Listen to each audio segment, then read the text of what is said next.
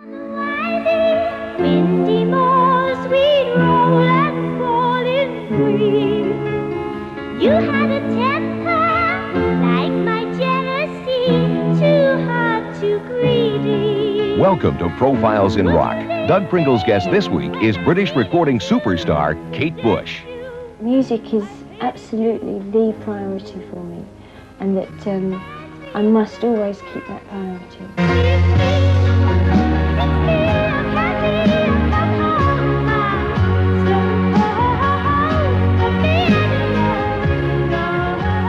Kate Bush left school at 16 and immediately began her recording career. Barely 23 years old with platinum records worldwide, Kate's star is only beginning to shine.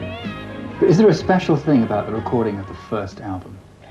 Yes, I think there would be with anyone who was recording their first album, and if they'd been waiting for it for years, which I had, that was the one thing I wanted to do. It meant everything.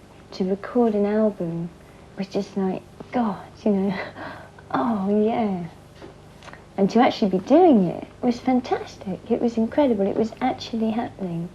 It wasn't someone saying it would be happening. It was actually happening.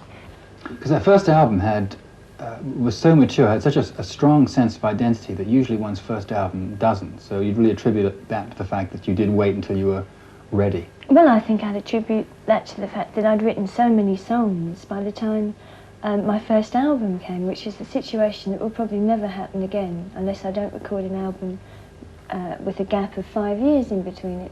I had like 5-6 years bulk of songs, you know, over 200 I thought. And so we just had a massive list to choose from. And so I think when you've got such a big list and you're choosing the best, you're going to get much better quality. I do feel that the second album suffered just a little because of me not having enough time in between to really write and produce new stuff and really sort out the old stuff. How did you react to the, quote, sudden success? It must have come as a bit of a surprise, at least. Yeah, so it was an incredible surprise. You know, you think, well, I'd like it to get in the charts, and it gets in the charts, and you think, great, it's in the charts. And next week it's still in the charts and it's going up. And I mean, the last thing I thought was, no, I left it, you know, top 5. Top 5, you know, and each time you think, my God, it's just not going to do it. And in fact, the morning it got there, someone I hadn't met for a couple of years rang me up and said, congratulations. And I didn't understand what he was talking about. And he said, oh, well, you're number 1. And I just went, wow. Out on the windy moors, we roll and fall in free.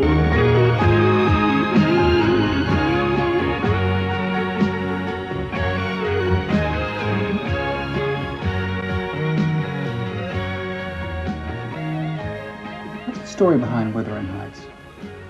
Which Wuthering Heights? Because Your Wuthering Heights. my Wuthering Yes. Heights.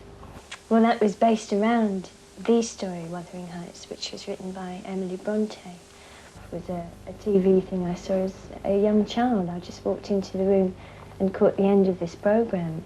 And I'm sure one of the reasons it stuck so heavily in my mind was because of the spirit of Kathy. And as a child, I was called Kathy. It later changed to Kate. It was just a matter of exaggerating all my bad areas because she's a really vile person. She's just so headstrong and passionate and crazy, you know. And it was fun to do, and it took a night and a half.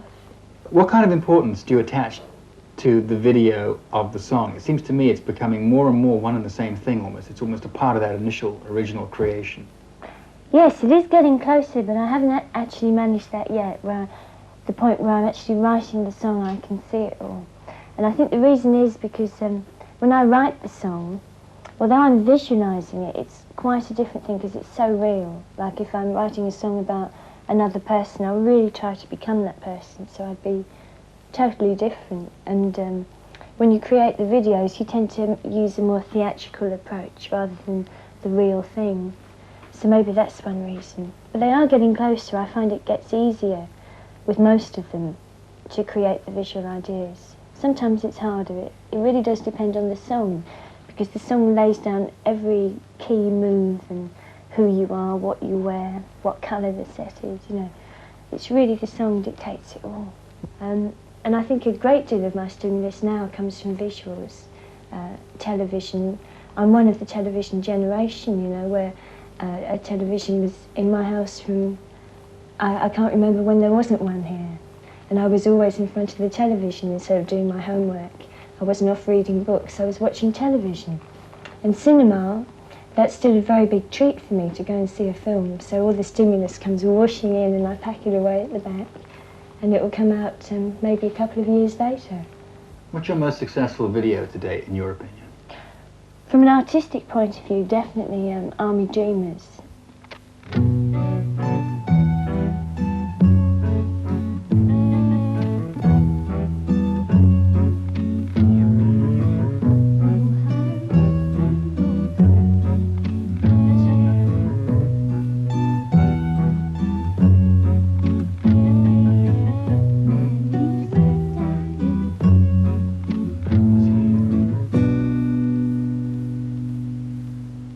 For me, that's the closest that I've got to a little bit of film. And it was very pleasing for me to watch the ideas I'd thought of actually working beautifully, watching it on the screen. It really was a treat, that one. And I think that's the first time ever with anything I've done I can actually sit back and say, I like that.